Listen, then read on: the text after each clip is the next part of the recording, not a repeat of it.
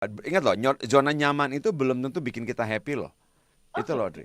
Nah, nyaman itu tidak tidak harus sama dengan happy. Nyaman itu kan cara kita melakukannya gitu loh.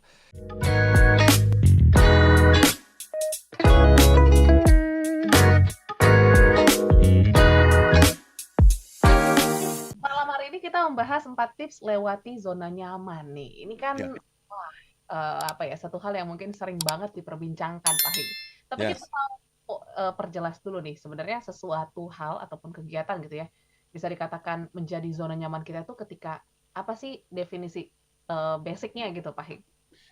Disebut nyaman kan berarti apa ya? Kalau kita lakukan itu kayaknya seolah-olah memang gampang, mudah, tidak butuh effort yang besar-besar amat gitu ya. Jadi tidak perlu mikir keras, tidak perlu usaha keras. Minimum tidak perlu usaha tambahan lah. Jadi nggak usah apa ya, nggak usah ada usaha berlebihan gitu loh.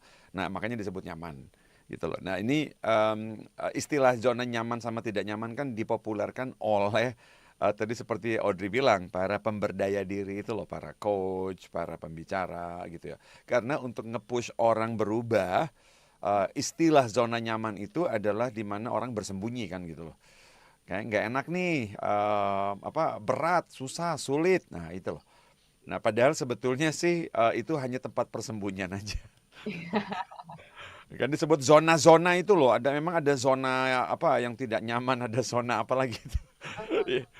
Gitu loh. Jadi dan itu hanya istilah sih, hanya istilah. Nanti hari ini kita bahas untuk ya karena kita ingin sebisa mungkin saya kalau nanya nih Audrey, kita nanya ke semua smart listener yang ada di sini, mau nggak sih hidup lebih baik gitu? Mau lah pasti, Pak Nah Hik. itu makanya. Jadi, nah untuk itu zona yang sekarang ini sudah nyaman-nyaman saja itu, ingat loh, zona nyaman itu belum tentu bikin kita happy loh. Itu Oke. loh, Dri. Nah, nyaman itu tidak tidak harus sama dengan happy. Nyaman itu kan cara kita melakukannya gitu loh. Jadi bukan berarti kehidupan kita itu sudah nyaman banget, belum tentu. Ada orang yang memang mengatakan hidupnya sudah nyaman-nyaman aja, menghibur diri sih itu. Ya kan, jadi sebenarnya dia berada di kehidupan yang memang dia nggak mau, tetapi karena ada cara yang lebih apa ya mengantarkan kehidupan yang lebih baik, tetapi butuh usaha, lebih capek, lebih sakit kepala. Ya udah deh, akhirnya nggak usah deh, gitu, gitu. Jadi nyaman belum tentu bahagia. Nyaman belum tentu bahagia. Nah, jadi kita hari ini juga ingin mencari kebahagiaan ya Pak Hing ya dari tempat Ya, ini. Semoga juga tahun depan ini menjadi tahun yang bisa apa ya dikatakan sukses lah untuk kita semua seperti ini. amin, amin. Kok karena waktu kita terbatas di sesi satu, Pak Hing, kita langsung dulu masuk ke tips yang pertama. Silakan Pak Hing. Ini salah satu prinsip presupposition dalam dunia NLP yang saya suka banget. Itu adalah semua goal apapun, Audrey, itu kita bisa capai dengan pecahin ke kecil-kecil gitu ya. Nah, jadi ketidaknyamanan besar itu sebetulnya kita bisa kurangi dengan melakukan mulai dari hal yang kecil dan kita mengalami ketidaknyamanan yang kecil gitu loh. Karena kadang-kadang kita ini kalau melakukan sesuatu yang besar banget, kita di kepala kita ini sudah membayangkan kesulitan juga yang besar banget kan. Akhirnya jangankan melakukan, memulai saja tuh udah males gitu loh. Ya, memulainya udah masa. Orang-orang bertanya sama saya, Audrey, memang manusia itu kalau misalnya mau melakukan sesuatu yang besar itu nggak mampu, nggak bisa mikir apa ya, nggak bisa usaha. Saya bilang begini, bisa. Kita itu bisa mikir, bisa usaha, cuman lebih gampang enggak. Oke. Ya, ya. Lebih nyaman enggak, udah gitu. Bisa dan mampu. Audrey saja kalau misalnya ada pekerjaan yang Audrey nggak suka banget, Audrey kan ada tuh.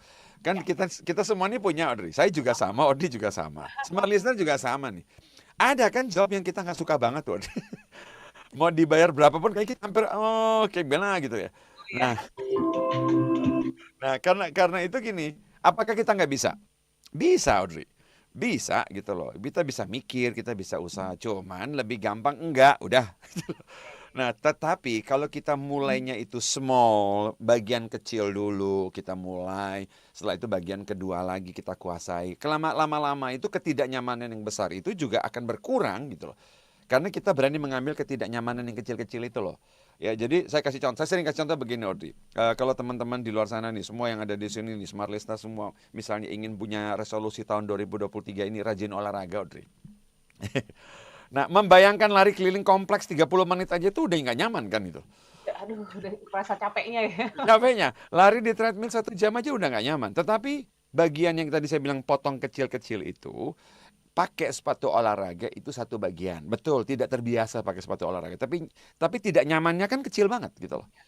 Ya kan, terus setelah pakai baju sepatu olahraga, jalan keluar pagar. Itu udah ketidaknyamanan, tetapi yang kecil banget ketidaknyamanan.